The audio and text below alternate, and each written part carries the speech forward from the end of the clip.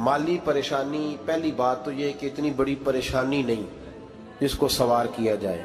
आयत पढ़ूंगा कुरान पाक की और मेरा ख्याल है कि बहुत सारी परेशानियां तो कुरान मजीद के लफ्ज़ों से दूर हो जाएंगी। सूरह हूद है, उसकी आयत नंबर 6 है, 12वें सिपारे की पहली आयत है। क्या अंदाज है और मेरे रब का कितना मन मोह लेने वाला और दिल को छू लेने वाला अंदाज है। रब करीम ने फरमाया वमा मिन दाब्बतिन फिल अर्द, फरमाया नहीं ज़मीन पर कोई भी ऐसा चलने वाला, ज़मीन पर कोई ऐसा नहीं जो चलता हो, इल्ला अलल्लाहि रिज़्कुहा, जिसका रिस्क अल्लाह ने अपने ज़िम्मे न लिया हो। ज़मीन पे कोई चलने वाला ऐसा नहीं जिसके रिस्क की जिम्मेदारी रब करीम की ना हो। ये जिम्मेदारी रिस्क किसकी है? बोल के बताएं, बोल के किसकी जिम्मेदारी है जी? अल्लाह। देखिए गौर फरमाएं, यहाँ मुफस्सिरीन ने एक बात लिखी है इस आयत के तहत कि फरमाया जो ज़मीन पे चलने वाला है उसका रिस्क अल्लाह के ज़िम्मे है। फरमाते हैं कि ये अल्लाह ने हमारी अकल के मुताबिक हमसे बात की, वरना आसमानों में जितनी मखलूक है रिस्क उसका भी अल्लाह के ज़िम्मे ही है। यहाँ जो फिल अर्द के लफ्ज़ है ज़मीन पे, वो हमें समझाने के लिए कि तुमने तो सिर्फ ये दुनिया देखी है ना, तो जिसको तुमने देखा है वो सब खाते अल्लाह का दिया हुआ ही है। तो जो हमने देखा था रब करीम ने उसके मुताबिक हमें समझा दिया। फरमाया कुछ तो तुमने देखे ही नहीं, चलो उनकी तुमसे बात नहीं करते, पर जो तुमने देखे हैं उन सब का रिस्क किसके जिम्मे है? अल्लाह के। मेरे रसूल करीम सैयद आलम सल्लल्लाहु ताला अलैहि वसल्लम कुरान मजीद की जब तर्जुमानी करते, वजाहत करते, तो महबूब पाक सल्लल्लाहु अलैहि वसल्लम भी कोई इश्काल रहने नहीं देते थे, कोई इश्काल नहीं रहने देते थे। मेरे महबूब करीम अलैहिस्सलातु सलाम ने फरमाया अल्लाह पे भरोसा रख के सवेरे निकल जाना रिस्क की तलाश में। किस पे भरोसा रखना है? निकलना तुम्हारे जिम्मे है। ये ना कहना कि घर बैठूंगा तो यही आएगा, निकलना तुम्हारी जिम्मेदारी है। जितनी जिम्मेदारी है वो पूरी करना। अल्लाह पे भरोसा करके निकल जाना तुम्हारी जिम्मेदारी है। रब का जिम्मा है तुम्हें रिस्क देना, वो जरूर तुम्हें रिस्क पहुंचाएगा। या रसूल अल्लाह सल्लल्लाहु अलैहि वसल्लम किस तरह पहुंचेगा? तो जरा हुजूर के लफ्जों का हुस्न भी देखिए। नबी पाक सल्लल्लाहु अलैहि वसल्लम ने फरमाया जिस तरह मौत तुम्हें ढूंढ लेती है ना कि तुम कहाँ मौजूद हो, जब वक्त आता है तो इंसान पाकिस्तान में हो तब भी आ जाता है, जद्दा में हो तब भी आ जाता है, मक्का में हो या मदीना तैयबा में वक्त फिर भी आ जाता है। फरमाया जिस तरह मौत तुम जहां भी हो तुम तक पहुंच जाती है ना, इस तरह तुम्हारा रिस्क भी तुम जहां मौजूद होते हो अल्लाह वहां पहुंचा देता है, पहुंचा देता है। तो या रसूल अल्लाह सल्लल्लाहु अलैहि वसल्लम किस अंदाज में? तो फरमाया निकल जाना तुम्हारी जिम्मेदारी है। फरमाया सवेरे परिंदे भी निकल जाते हैं और शाम को जब लौटते हैं तो अल्लाह उन्हें पेट भर के रोजी अता फरमाता है। हालांकि उनको नहीं पता होता हमारा कारखाना कहाँ है, हमने कहाँ जाके मजदूरी करनी है। उनको नहीं पता होता कि हमारा दफ्तर कहाँ है, हमने किस ऑफिस में बैठना है। उनको नहीं पता होता कि हमने कहाँ जाके माल खरीदना है और कहाँ से हमने फिर उसको दोबारा बेचना है। उन्हें खबर नहीं होती। अल्लाह पे भरोसा करके निकल जाते हैं। निकलना तो तेरे जिम्मे है कि नहीं? फरमाया वो तू ड्यूटी कर, शाम को अल्लाह जो रब परिंदों को रोजी देता है वो तुझे भी अता फरमाएगा। मैं कहता हूँ सोच कितनी कमजोर है उस आदमी की जो कहता है कैसे मिलेगा। कितनी कमजोर सोच है। जो रब बैल को रोजी देता है, बकरी को रोजी देता है, इस जमीन इस धरती पे अगर बसने वाला ऊंट भूखा नहीं सोता, चले ये तो पालतू जानवर होते हैं, इस धरती पर बसने वाली अगर बिल्ली और कुत्ता रोटी खा के सोते हैं तो तू तो अशरफुल मखलूकात है। तूने अपने ज़हन में क्या टेंशन पाल लिया कि नहीं आएगा तो मर जाऊंगा, क्या बनेगा, किस तरह होगा? तू क्यों इतना परेशान हो गया? भाई माली परेशानी सबसे ज्यादा उस बंदे ने ओढ़ ली है जिसकी तवक्कुल की बात कमजोर हो गई है। तू सीधी तवज्जो अपने रब करीम की जानिब रख, सीधी तवज्जो अल्लाह की जानिब कर। रब फरमाते हैं जिम्मा तेरा नहीं, जिम्मा मेरा। लेकिन तनख्वाह एक आती है घर में। जब एक बच्चा होता है तो तब भी काम चलता है।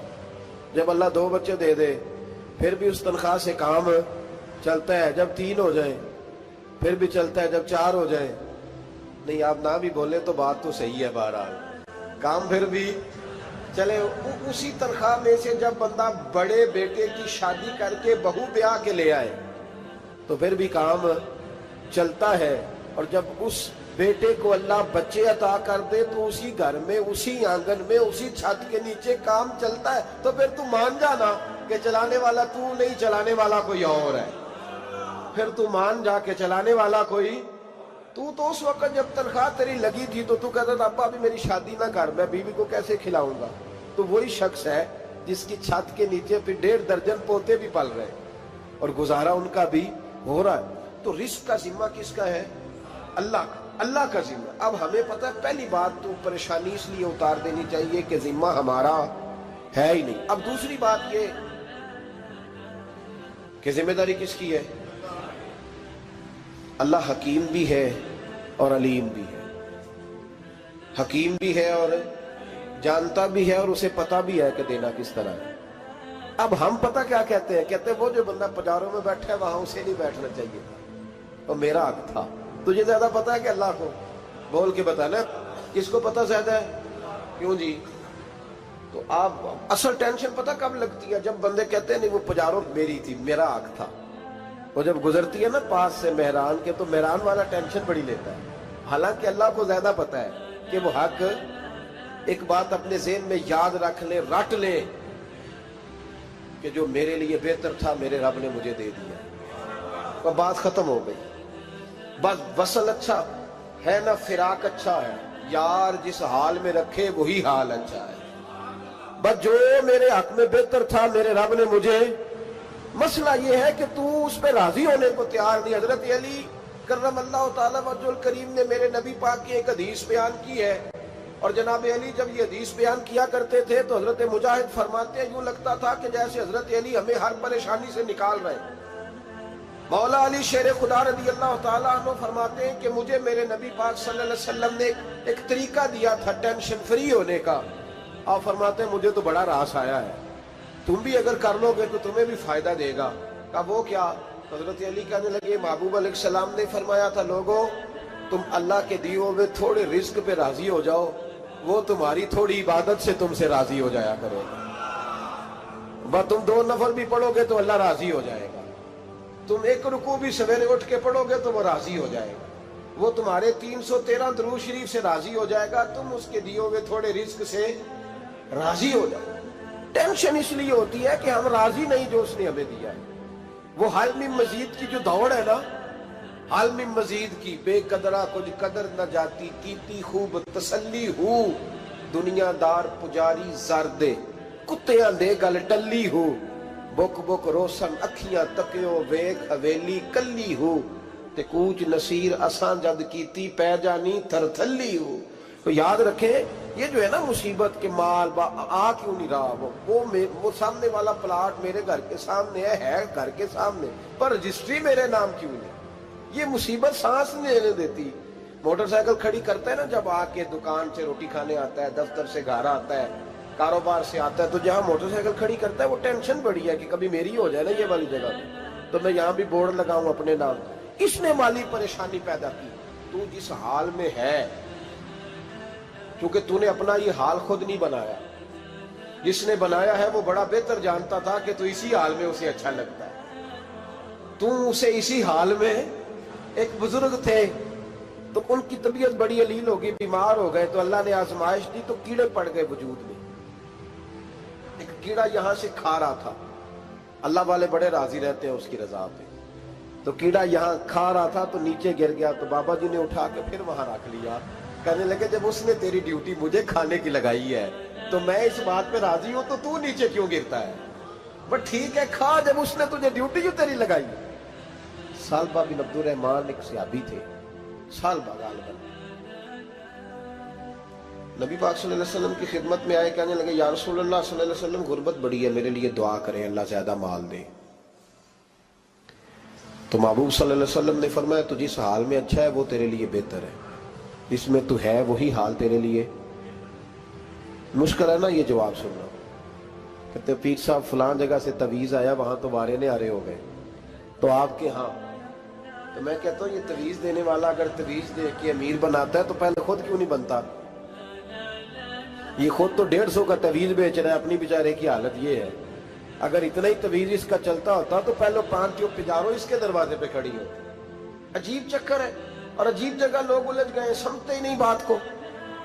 یا رسول اللہ صلی اللہ علیہ وسلم دعا کر دے تو محبوب نے کیا فرمایا؟ فرمایا تو جس حال میں ہے نا وہ حال تیرے لیے بہتر ہے، اسی میں رہ. کہ نہیں حضور دعا کرے. فرمایا سال بعد تو باز آ جا. حضور دعا کرے. فرمایا تو باز آ جا.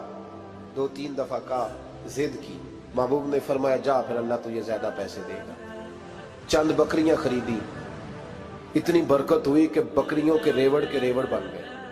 پھر کچھ بکریاں بیچ کے گائے خرید لی، ان کے بھی ریوڑ ہو گئے. پھر کچھ اونٹ اونٹنیاں لے لی، ریوڑ ہی ریوڑ. پہلے 5 وقت مسجد میں آتے تھے، اب فجر اور عشاء رہ گئی. پھر مال زیادہ ہوا تو مدینے شہر میں کوئی جگہ ہی نہیں، مدینے سے باہر حویلی خریدی، پھر جمعہ ہی رہ گیا. جمعے کے جمعے آتے. زکوٰۃ کا حکم آیا. میرے نبی کریم علیہ السلام نے حضرت ابو ہریرہ کو بھیجا. فرمایا جا اسے کہہ تیری زکوٰۃ بنتی ہے 2.5%. 10 کروڑ روپیہ ہو تو کتنی زکوٰۃ بنتی؟ بھئی 1 کروڑ کی 2.5 لاکھ ہوئی نا، تو 10 کروڑ کی کتنی ہوئی؟ تو بڑی مصیبت ہے جب بینک سے میسج آتا ہے نا کہ 25 لاکھ نکل گیا تیرے اکاؤنٹ سے. بہت بڑی مصیبت، بڑی ٹینشن ہوتی ہے. ایک صاحب میرے پاس آئے، ان کی زمین اچانک مہنگی ہو گئی.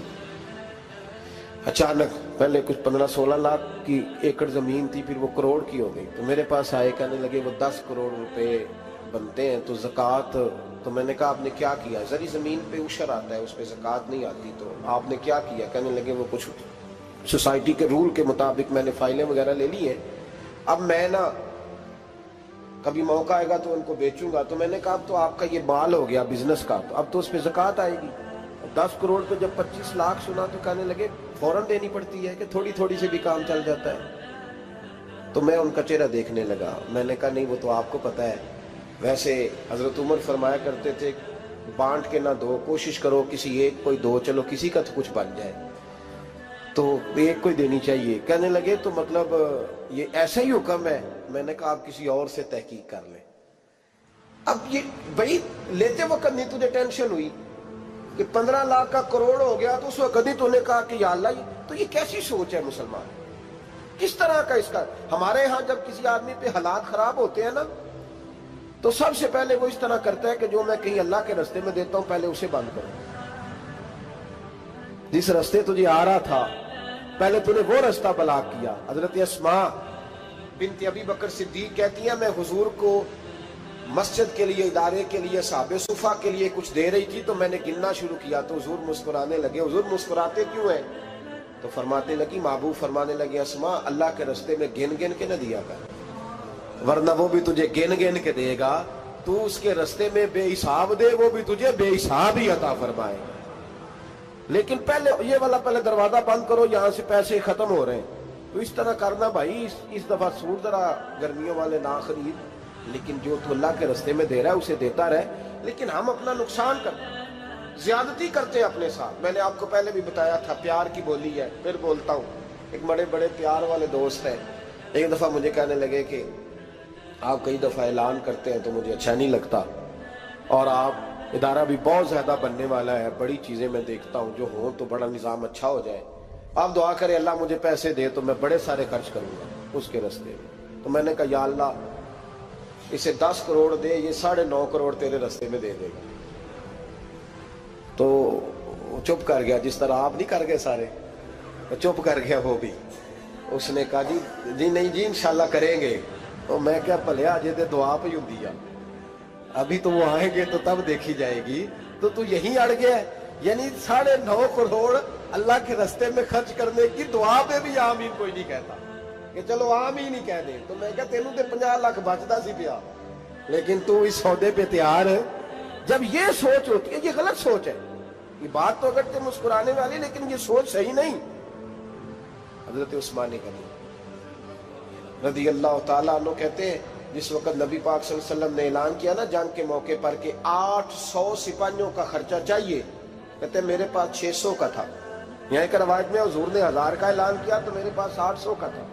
جب 2-3 دفعہ نبی پاک نے اعلان کیا تو کہتے ہیں میں نے کھڑے ہو کے کہا یا رسول اللہ پورا 800 کی طرف سے. کہتے میں نے 200 سپاہی کا خرچہ ادھار اٹھایا لیکن پورے 2 مہینے نہیں گزرے تھے، رب کریم نے مجھے کئی گنا کر کے پیسے واپس عطا فرما دیے۔ پر بات تو یہ ہے کہ تیری وہاں لو لگی ہو، تو تجارت کرتا ہے ان لوگوں کے ساتھ جو کیا دے سکتے۔ تو سالبہ کے پاس حضور نے پیغام بھیجا، پہلے تو کہا تیرے لیے بہتر نہیں مال، جب اصرار کیا تو بڑی برکت ہو گئی، بڑا آیا تو فرمایا زکوٰۃ دے، 2.5 زکوٰۃ ہے۔ اب جب سوچا کہ 5 اونٹوں پہ ایک بکری جائے گی اور بڑا سارا مجھے دینا پڑے گا، اب جب غور کیا تو یہ تو نہ کہا کہ میں نہیں دیتا۔ حضرت ابو ہریرہ سے کہنے لگے نبی کریم علیہ السلام کی خدمت میں عرض کرنا کہ میں خود آؤں گا۔ حضرت ابو ہریرہ نے آ کے عرض کی یا رسول اللہ صلی اللہ تعالی علیہ وسلم، حضور وہ کہتے تھے میں خود آؤں گا، تو کہتے ہیں محبوب نے ٹھنڈی سانس لی، فرمایا اسے کہا تھا کہ تیرے لیے مال بہتر نہیں، اب ہلاک ہو گیا، ہائے افسوس ہلاک ہو گیا۔ ان کو بھی تھوڑی دیر کے بعد احساس ہوا کہ یہ میں نے کیا کیا، نبی پاک کوئی کہہ دیا نہیں ہے، حضور کو کہہ دیا بعد میں آؤں گا۔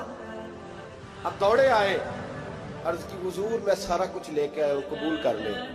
محبوب نے فرمایا گویا بلال حبشی کی خشک کھجور بھی قبول ہے، اور صہیب رومی ایک اٹی بان کی لائے تو وہ بھی قبول ہے، اور عمار بن یاسر اور مصعب بن عمیر اگر 2 دینار دے جائیں اور کوئی پرانا جوڑا کسی سپاہی کے لیے چھوڑ جائے تو وہ بھی قبول ہے، لیکن تو اپنا لاکھوں لے کے چلا جا، تیرا کوئی نہیں قبول، معاف کر دیں۔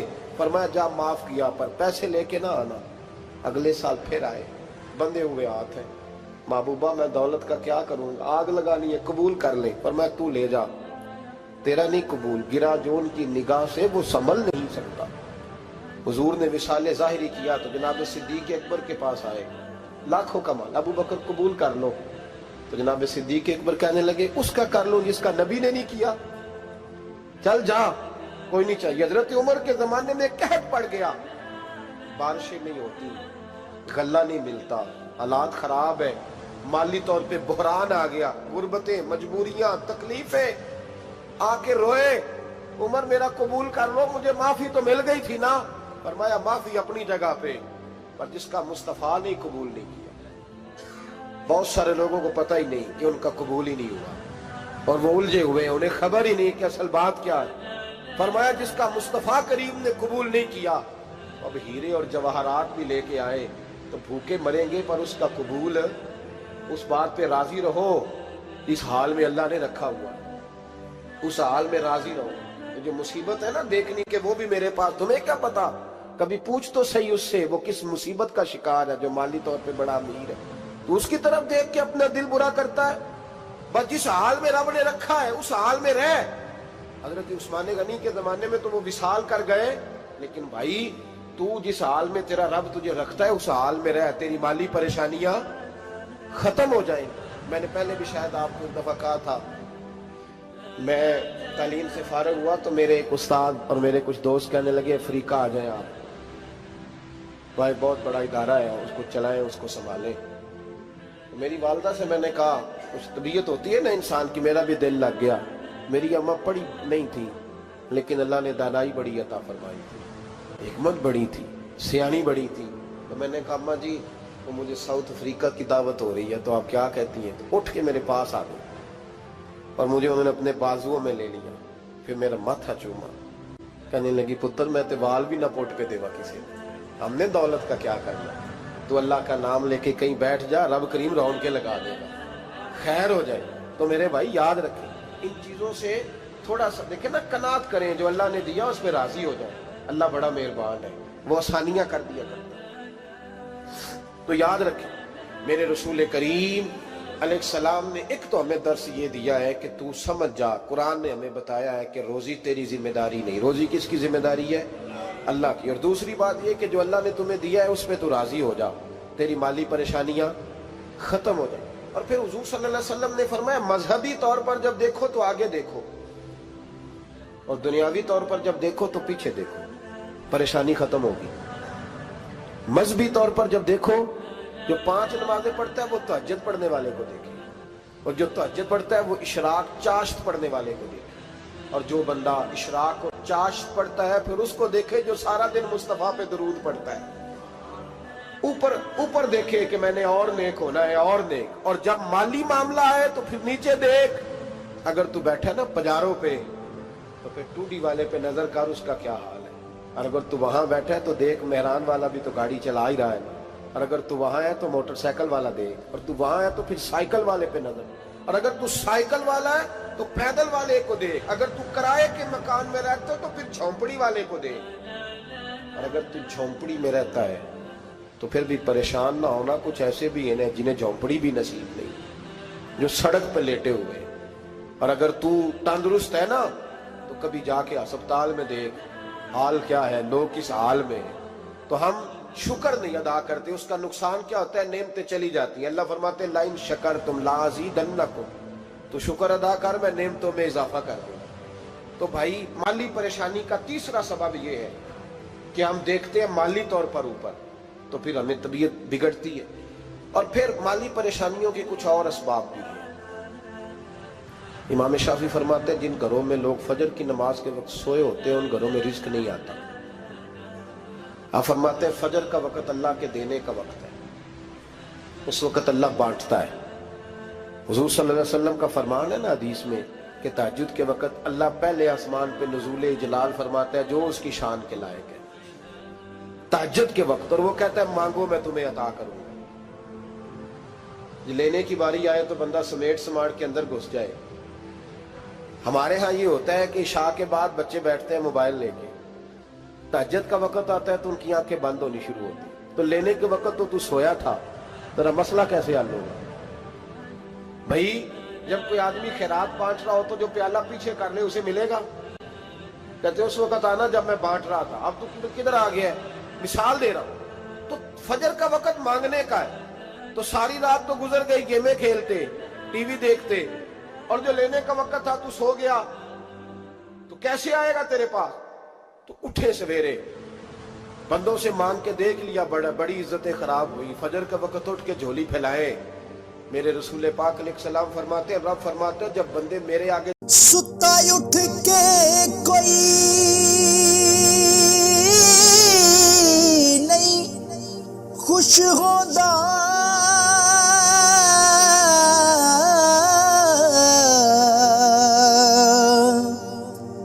बड़े सुते जगा के मैं वेख्या